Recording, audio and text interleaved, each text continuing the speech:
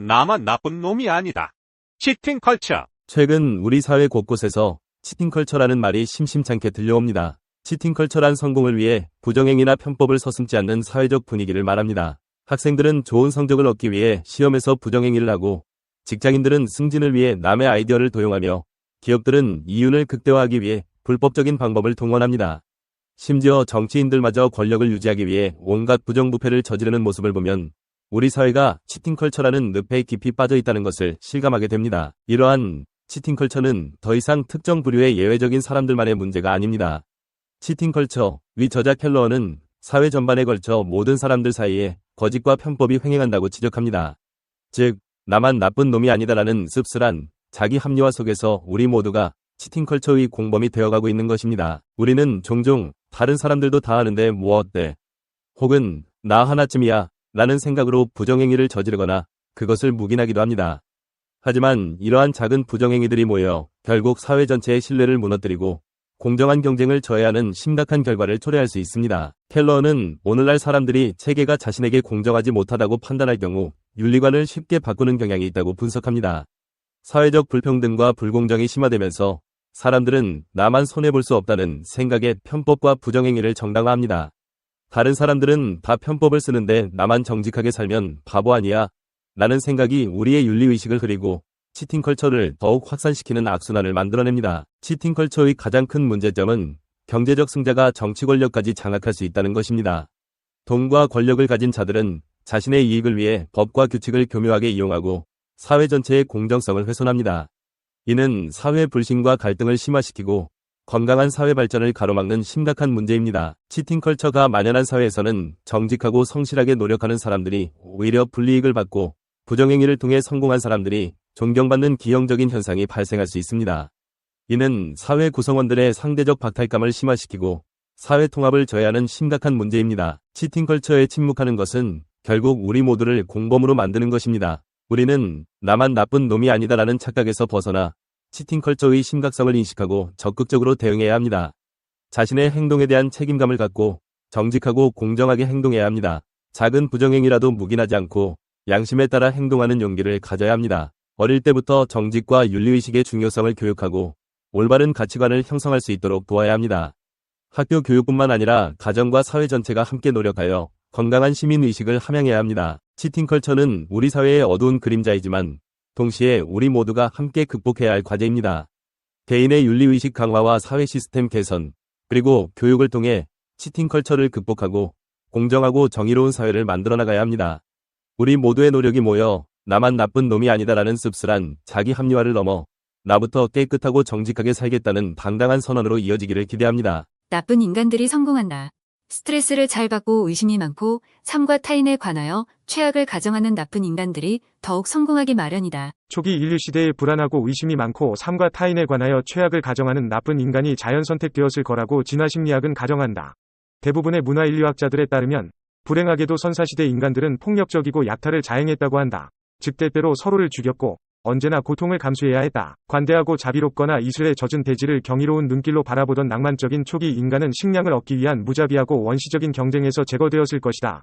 반면 아무리 식량을 많이 쌓아놓아도 만족할 줄 모르며 항상 더 많은 것을 얻으려고 애쓰던 초기 인간은 살아남고 번식하여 그들의 유전자를 우리에게까지 물려주었을 것이다.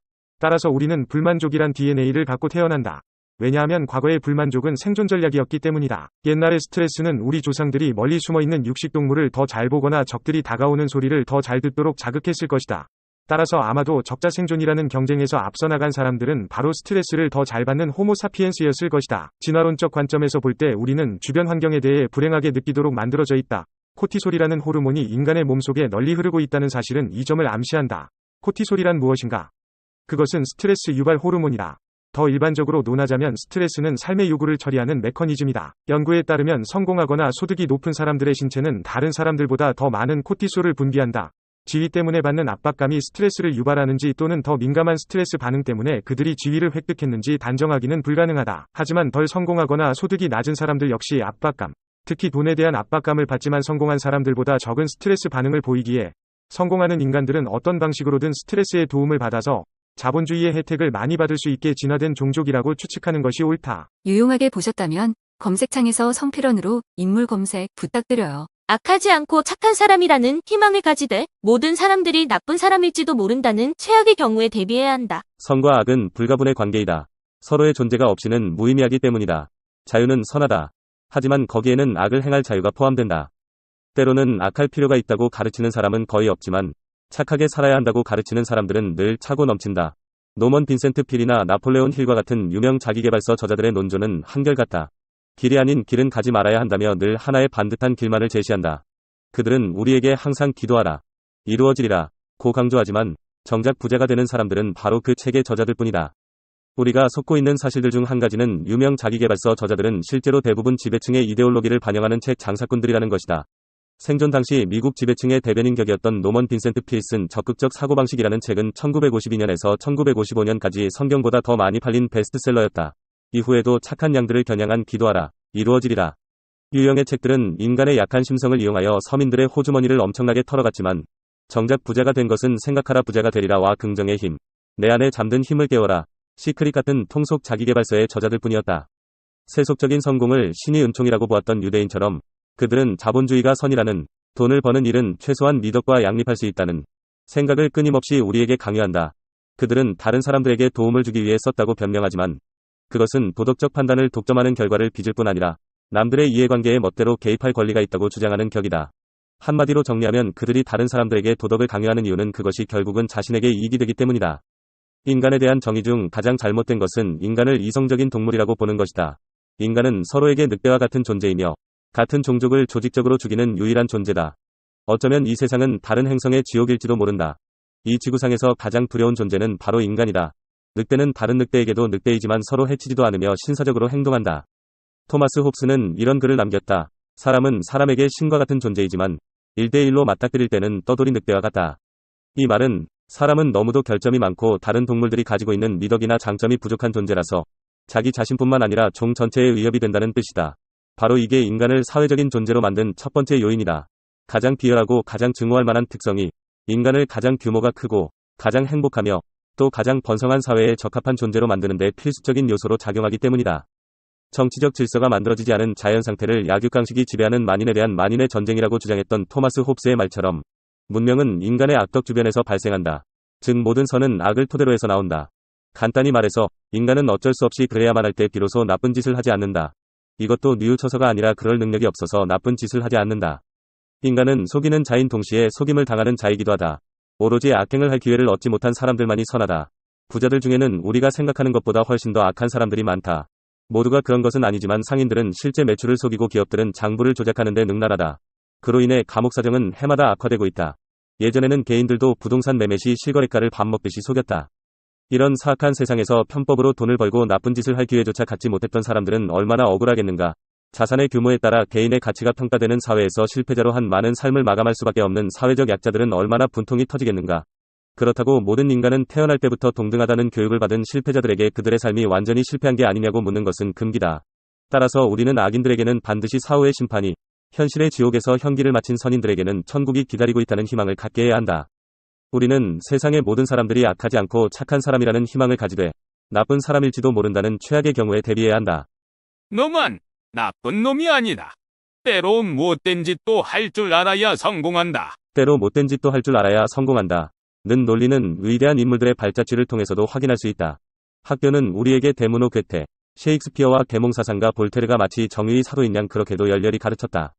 언제나 너무 적은 보수를 준다고 출판업자들을 비난하던 괴테는 1827년에 60권짜리 최종 판권을 발행하는 대가로 오늘날 20억 원에 해당하는 엄청난 액수를 챙겼다. 이렇게 늘 선인세로 출판업자들에게 엄청난 보수를 챙기곤 했던 괴테가 1829년에 다음과 같이 말한 것을 보면 그가 어떤 인물인지를 알 수 있지 않을까? 출판업자들은 모두 악마 편이다. 분명 그들을 위한 지옥이 따로 있다. 셰익스피어는 작품을 팔아 벌어들인 돈 중 상당한 액수를 부동산에 투자했으며 그것들을 농민들에게 임대한 임대료로 오늘날 디즈니랜드 수준의 훌륭한 집들을 집요하게 소망했다. 햄릿이 만들어진 계기도 수지 맞는 사업이 될 거라고 판단한 일단의 사업가들 때문이며 셰익스피어가 이 사업에 합류한 것은 당시 그에게 돈이 필요했기 때문이다. 이기심은 때로 미덕이 될 수 있다. 이기심은 생존에 필수적이며 생존 없이는 우리 자신보다 더 사랑하는 사람들을 지킬 수 없다. 인간은 달과 같아서 어느 누구에게도 보이지 않는 어두운 면이 있다. 18세기 프랑스의 계몽사상가 볼테르가 이룩한 재산의 기반은 복권으로 마련되었다. 그것은 우연이 아니고 복권업자의 계산착오를 이용한 결과 가능한 일이었다.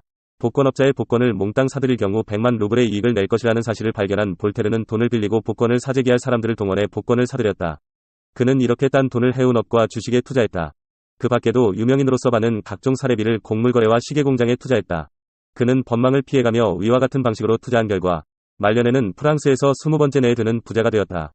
그가 아마 한국에 있었다면 금감원, 국세청과 검찰청을 제 집처럼 드나들었을 것임에 틀림이 없다.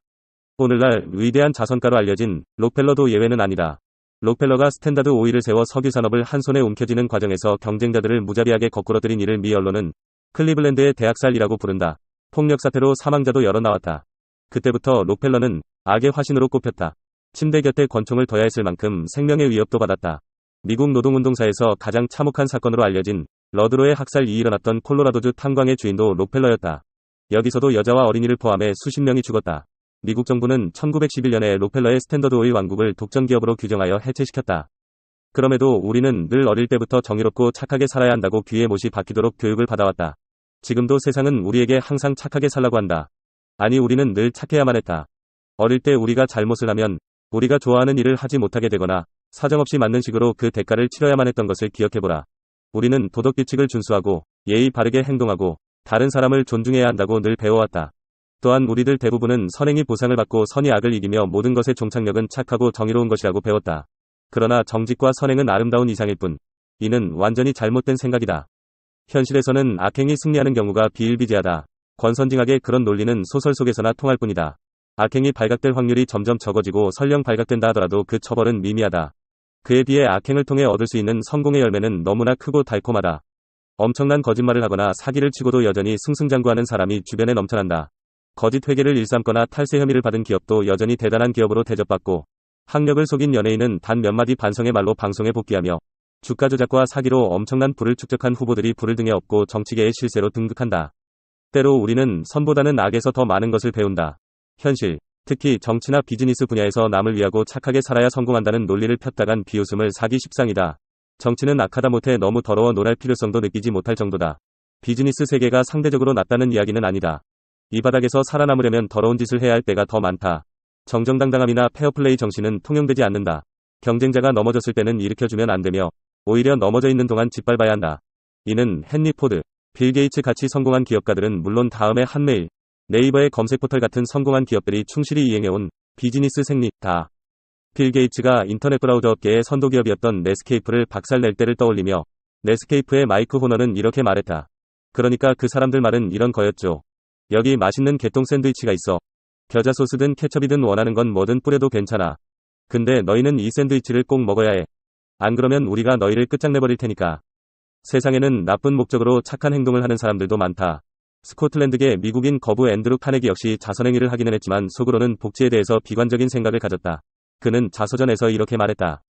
이른바 자선행위에 쓰는 $1000 가운데 $950는 차라리 바다에 버리는 것이 낫다. 자선으로 먹여 살리는 주정뱅이, 불황자 또는 무익한 게으름뱅이 하나하나가 이웃을 부도덕하게 감염시킨다. 열심히 일하는 근면한 사람에게 그의 요구를 충족시킬 수 있는 더 쉬운 길이 있다고 가르치는 것은 전혀 도움이 되지 않는다. 감정은 적을수록 좋다. 자선행위로는 개인이든 인류든 나아질 수가 없다. 드문 예외를 제외하면 도움을 받을 자격이 있는 사람은 오히려 도움을 요구하지 않는다. 진정으로 귀한 사람은 결코 그것을 요구하지 않는다. 자본주의에 악이 없다면 기독교에 지옥이 없는 것과 마찬가지다. 국내 재벌 총수들의 다수가 탈세나 기업자금 횡령, 주가 조작 등 자본주의 근간을 훼손했다는 사실은 전 국민이 다 아는 이야기다. 심지어 모 도지사는 불교 방송 라디오 인터뷰 도중 우리 사회에 만연한 부정부패 현상을 별거 아니라는 듯 이렇게 발언한 적도 있다. 우리나라 기업인 중 재판 안 받은 사람 누구냐? 10대 기업 중 재판 안 받은 사람들이 거의 없다. 이러한 분위기가 사회를 지배할 정도가 되었으니 재계, 정치계, 스포츠계, 법조계, 교육계, 위학계 등 모든 분야의 뻔뻔스런 탐욕이나 속임수가 판치는 것은 너무나 당연한 일이 되었다. 그야말로 위대한 악을 향한 자본주의의 위대한 승리였다. 지난 30년간 부유층은 다른 계층과 비교해 엄청나게 더 부유해졌을 뿐 아니라 음지에서 정치 권력에 부를 투자해왔다. 부자들은 모든 법과 각종 규제에 영향을 미치며 부를 사용해 정의롭지 못한 일이 용인되도록 법을 왜곡하고 법을 고쳐 부정을 적법한 행동으로 둔갑시키고 부정이 드러나도 처벌받지 않고 유유히 빠져나간다. 이른바 악의 확대 재생산을 통한 부익부 빈익빈의 약진이다. 다행인 점은 지옥에는 이미 악한 자들로 넘쳐나서 우리는 이제 들어가기도 어려울 것이라는 점이다. 치팅컬처의 저자 켈러는 특정 부류의 예외적인 사람들만 속임수를 쓰는 게 아니라 사회 전반에 걸쳐 모든 사람들 사이에 거짓과 편법이 횡행한다고 주장한다. 민주주의 사회가 유지되려면 사람들의 권리와 책임을 규정하는 사회계약이 제 역할을 다해야 한다. 아울러 사회계약이 사회 전반에 걸쳐 공정하게 적용된다는 사람들의 믿음이 있어야 한다. 규칙을 지키는 사람들은 손해를 보고 있다고 느끼고, 규칙을 깨는 사람들은 상을 받을 때 사회계약은 그 효력을 상실한다. 이는 곧 나만 나쁜 놈이 아니다라는 자기 변명을 낳게 되며, 결국 많은 사람들이 편법, 속임수라는 무기를 선택하게 된다. 켈러어는 최근 들어 이런 일이 비일비재하다고 지적한다. 오늘날 사람들은 체제가 자신에게 공정하지 못하다고 판단할 경우 윤리관을 쉽게 바꾸는 경향이 있으며, 더 큰 문제는 우리 사회에서 경제적 승자가 되면 정치 권력도 장악할 수 있다는 것이다. 유용하게 보셨다면 검색창에서 성필원으로 인물 검색 부탁드려요.